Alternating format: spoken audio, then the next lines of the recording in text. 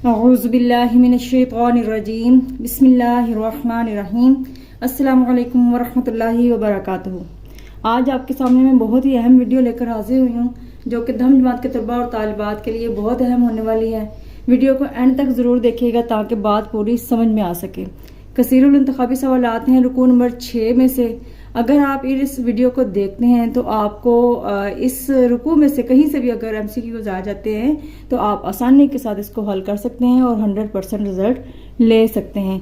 तो चलिए आइए शुरू करते हैं। जैसे कि आपको नज़र आ रहा है, सबसे पहले कुछ लफ्ज़ी तर्जुमे से सवालात मैंने यहाँ पर लिखे हुए हैं। जैसे कि आपको नज़र आ रहा है, तहियतुन का मायनी है सदका, बदला, माल, दुआ या तोहफा। तो अगर आपने लफ्ज़ी तर्जमा याद किया है तो कहीं से भी इस तरह के लफ्ज़ आ जाएं आपको आसानी के साथ मायनी पता चल जाएगा। तहियतुन का मायनी है दुआ, तो हमने इस बबल को फिल कर लेना है, ठीक है।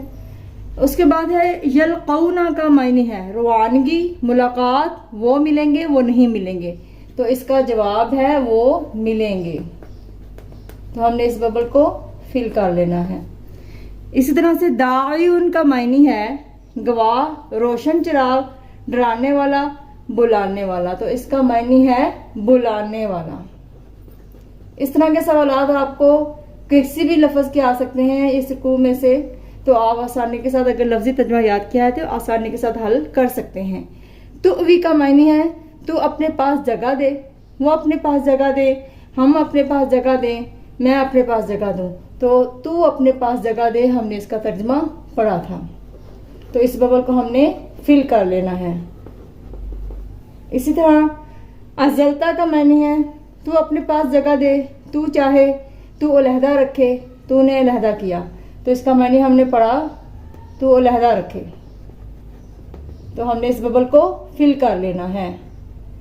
इसी तरह ए अहले ईमान अल्लाह का बहुत जिक्र किया करो। अब ये तर्जुमे में से सवाल आ गए हैं, यानी तर्जुमे में से भी सवाल बनकर आ जाते हैं। अगर लफ्जी और बामुहावरा तर्जुमा अच्छे तरीके से याद किया जाए तो फिर कोई मुश्किल पेश नहीं आती। तो हमारे ऑप्शन है दोपहर में, सुबह में, शाम में या सुबह शाम। तो हमने तर्जुमे में पढ़ा था सुबह शाम, तो हमने इस बबल को फिल कर लेना है। इसी तरह से आगे चलते हैं। ए अहले ईमान अल्लाह की सुबह शाम बयान करो, पाकी, तारीफ, ताकत या बुजुर्गी। तो हमने तर्जुमे में पढ़ा पाकी, तो हमने इस बबल को फिल कर लेना है अच्छे तरीके से। तलाक याफ्ता औरत की इद्दत का अरसा होता है। अब ये मफहूम में से सवाल आ गए, यानी जो आयात हमने पढ़ी अगर हम उनका मफहूम जानेंगे, समझेंगे, पढ़ेंगे तो फिर मफहूम में से भी सवाल आ जाए तो हम आसानी से हल कर सकते हैं। तो तलाक याफ्ता औरत की इद्दत 3 माह है, 4 माह है, 5 माह है या 6 माह है। तो 3 माह है तलाक याफ्ता औरत की इद्दत। बेवा औरत की इद्दत वफात का अरसा होती है 2 माह 10 दिन, 3 माह 10 दिन, 4 माह 10 दिन, 5 माह 10 दिन। तो हमने मफहूम में समझा 4 माह 10 दिन। रुखसती से कबल या बीवी को छूने से पहले तलाक की सूरत में इद्दत होती है 3 माह, 4 माह, 5 माह या कोई इद्दत नहीं होती। तो हमने पढ़ा था रुखसती से कबल या बीवी को छूने से पहले अगर तलाक दे दे शोहर तो उस औरत की कोई इद्दत नहीं होती। तो हमने इस बबल को फिल कर लेना है।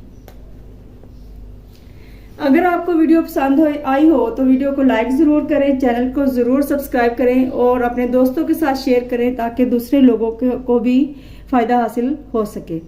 वमा अलैना इल्लल बलागुल मुबीन।